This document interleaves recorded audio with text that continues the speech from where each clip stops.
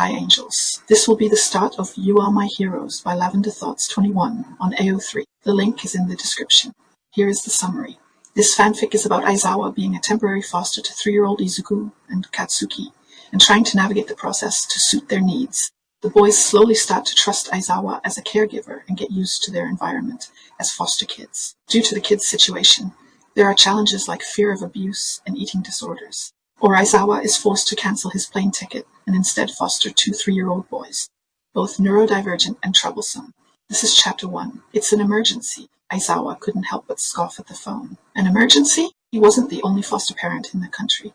In fact, just down his neighborhood was another foster parent waiting child to take care of, and he let them know it. We are aware that Taishiro is available, but this is a special case. You are the only one available for special case kids. Kids? Plural? Aizawa questioned, and the lady on the other side of the phone paused for a few seconds. 2 3-year-old boys, the lady replied. Aizawa paused and looked at the suitcase packed in front of him. They had called him in the middle of getting ready to leave for the airport. His husband had been on tour for a week now, and he was supposed to meet him in the UK for his first out-of-country tour. I'm leaving Japan for a couple of months. I'm sorry, but I can't help you, Aizawa said after another long pause. Mr. Aizawa, please reconcile. The lady pleaded, but Aizawa hung up the call, not letting himself get trapped in a guilt trip. His phone reflected the time to him, 9:45 p.m. It was late, and his flight was in an hour. The phone rang again. This time it was a different number. Aizawa debated on answering. He knew this person and why they were calling, and despite his best judgment, he answered. Shouta, these boys need you. Tsukauchi's words were immediate, and it pierced his heart with enough force to rip it out of his chest. I'm sorry, but I have to refuse. Just 1 week, please. Postponed for 1 week, and I promise to find another home by then. I have a foster parent who just needs a couple more classes, and they will be able to take them off your hands. Tsukauchi told Aizawa, I can't. I'm already on my way to the airport. You're lying! Aizawa mentally cursed at himself. Tsukauchi had a quirk that could tell him when someone was lying. Technically, I just need to put my stuff in the car, and I was going to leave. Aizawa corrected himself. Aizawa. Tsukauchi paused, making sure that his friend was listening to him. These kids need you. And that was that? How could Aizawa say anything else? Sure, his husband would have a couple of harsh words about being stood up, but Aizawa knew Hisashi knew that this was important to him, especially with the hole in his heart after successfully adopting out their last little girl.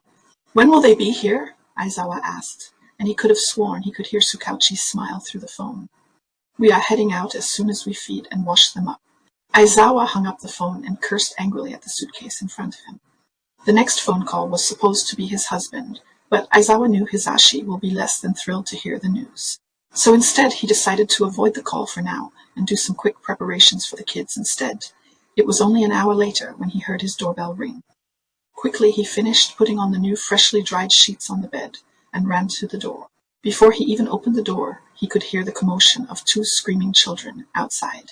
Aizawa took a moment to breathe and calm down.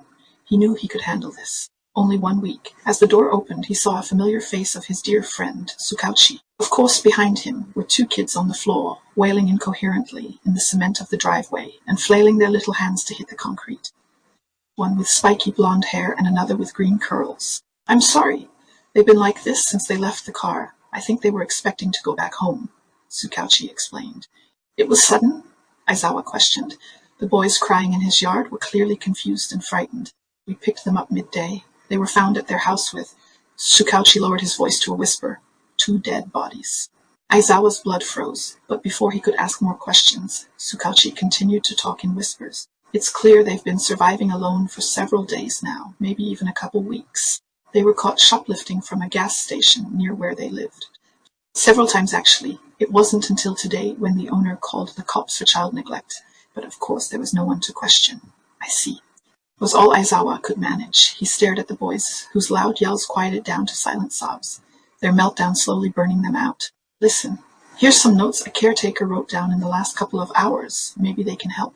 Tsukauchi handed Aizawa a piece of paper attached to some other official documents. Thanks. I got to go. I'll call you tomorrow with updates. Tsukauchi gave Aizawa a sad smile before turning to the boys who were still lying face first on the ground. You two be good for Mr. Aizawa. He's here to help.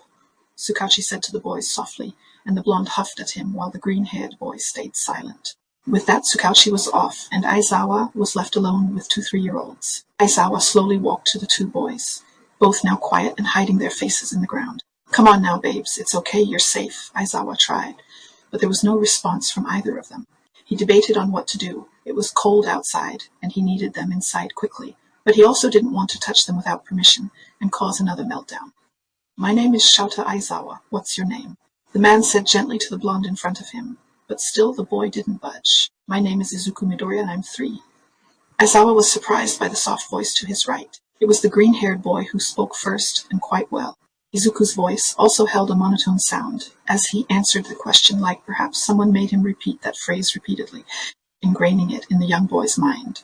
The small boy slowly got up from the ground. There were small scratches from tiny rocks on the driveway where he had hit his fist earlier. Aizawa made a mental note to sweep the driveway. "Izuku?" Aizawa questioned, and the small boy nodded, his green eyes shiny with tears, and his rounded cheeks had freckles highlighted by tear streaks. "It's nice to meet you," the boy said. Despite this, the boy didn't look into Aizawa's eyes, instead looking at the other boy on the ground. Catching his 3 too. "Thank you." Aizawa gave the boy a smile, but Izuku wasn't looking at his face, so it probably didn't matter. Aizawa looks through the papers given earlier and reads the file. The blonde boy's name was Katsuki Bakugo, also 3 years of age. Katsuki. Aizawa sat next to the blonde, and the little boy stiffened. "Katsuki, do you think you can get up for me, sweetheart?" Aizawa said softly. "Kakan bedtime, need to get up," Izuku said loudly, a complete 180 from Aizawa's tone. The boy stood and looked directly into Aizawa's eyes, which kind of shocked him at first. Not for the sudden glare of anger, but rather at the color of the blonde's eyes, a dark crimson red. The boy had his shirt in his mouth, chewing on the textured color. "That's really good." Aizawa smiled at him, but Bakugo only huffed in response, softly scratching his neck. It was then that Aizawa noticed something he should have earlier. The boy had hearing aids behind his ear. Hard of hearing, perhaps. Maybe that's why he responded to Izuku's loud voice instead of his soft tone. "You two must be very tired, right?"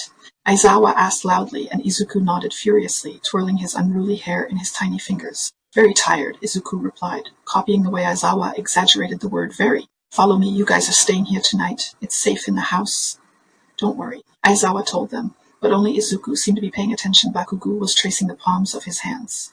Izuku halfway reached for Katsuki's hand, pausing just an inch away. After a couple of seconds, Aizawa was going to interfere and explain that Katsuki probably didn't want anyone touching him.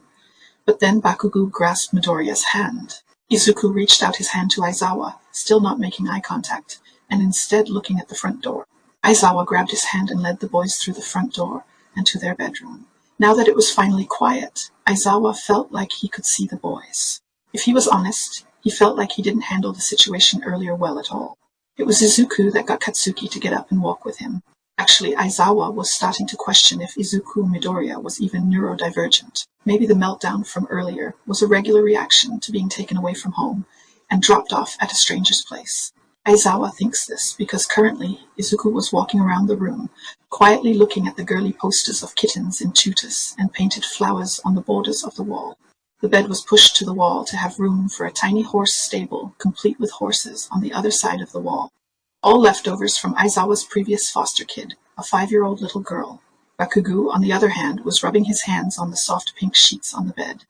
Aizawa observed as Bakugo removed his hands and instead pushed his face down roughly against the soft fabric. He shakes his head left and right violently before slowing down to a halt. It was clear that he liked the texture of the smooth sheets, and possibly even the fresh smell of flower-scented detergent. "Are you okay, kiddo?" Aizawa asked Izuku, who was now grimacing at the white light from the ceiling. Too bright, Izuku's eyes watered, and it was clearly an issue for him. Aizawa noted to buy dimmer lights. "I'll fix it tomorrow, okay?" Izuku nodded, then walked next to Bakugo, who still had a face full of sheets and had now added his hands to the mix. Face still and hands moving, he felt the fabric against his skin, which must have brought some comfort to him. "It's a bedtime kachan," Izuku said, and Bakugo lifted his face from the sheets. Unexpectedly, he looked Aizawa straight in the eye, his face and eyes showing no hint of an emotion. "Ready for bed, Bakugo?" Aizawa asked, and for the first time the boy responded, not verbally, but with a head nod. Aizawa smiled at him, hopefully that was praise enough for his communication. Aizawa lifted the sheets and urged Bakugo in, letting out a hand in case he wanted to use it as leverage to hop on. Instead, Bakugo used the bed and rolled over to the other edge, where he continued to rub his face on the pillow of the same fabric. Okay, now you, Izuku, Aizawa said with a smile, but there was an angry huff behind him. He looked back at Bakugo, whose angry glare had made a reappearance. What's wrong, sweetheart? Aizawa asked the small little boy in front of him. Bakugo just sat up and hit the pillow with a hard smack, like he was punishing it. He needs 2 more pillows, Izuku said, and Bakugo let out a tiny sneer at his friend. Is that it, Katsuki? Aizawa asked the blonde directly, since he clearly hated Izuku speaking for him. Bakugo gave a simple nod, and Aizawa didn't question it. It was very evident that these 2 extra pillows were important. Izuku wouldn't know otherwise. 2 pillows and a struggle to find pillow sheets with the same fabric later. Aizawa gave the pillows to Bakugo, and he set 1 pillow on the wall, fluffed up his head pillow, and used the final pillow to put between his knees. It was clear he was making a nest with the additional pillows, and that he was a side sleeper. Okay, now can you get in? Aizawa asked. Izuku was frightened by the accidental eye contact he made with the man. Yes! Izuku squeaked and quickly hopped on the bed, and to Aizawa's surprise moved his own pillow closer to Katsuki. That's when he noticed Bakugo's impatient hands tapping at his chest. Maybe he needed a 3rd pillow to complete his set. Aizawa thought he would turn around and use the pillow he set on the wall, but that wasn't it. That pillow was for back support against the wall. Then something unexpected happened. Izuku laid down next to Katsuki, and Bakugo wrapped around Izuku's body, pulling the green-haired boy closer to him. Izuku was effectively the 3rd missing pillow. Bakugo was now in a nest of his own creation, with a human pillow to snuggle. Aizawa held a straight face, not wanting to scare the kids with a sudden change of attitude. He figured that if he cooed at them right now, Bakugo would do more than throw him another nasty glare. The whole bed was tiny, sure, a twin size, but the way Bakugo was against the wall and Izuku was basically fused to him made room for a whole other person on the other half of the bed. Are they brothers? Aizawa pondered. They both certainly came from the same home and were accustomed to being in each other's space, but they looked nothing alike. Blonde with red eyes and green hair with green eyes. Not impossible, but surely unusual. He will read the papers provided to him in the morning. Izuku was already asleep by the time his head hit the pillow, and Bakugo was blinking slowly as if he was struggling to keep his eyes open. They were both tired from the day they had. Okay, I'm going. Aizawa reassured Bakugo, who was apparently the cautious one. Good night, babes. All in all, day 1 was not that bad. He got them in bed just before midnight. The victory in Aizawa's book. This is the end of chapter 1. I'll see you in chapter 2. Have a good day, angels!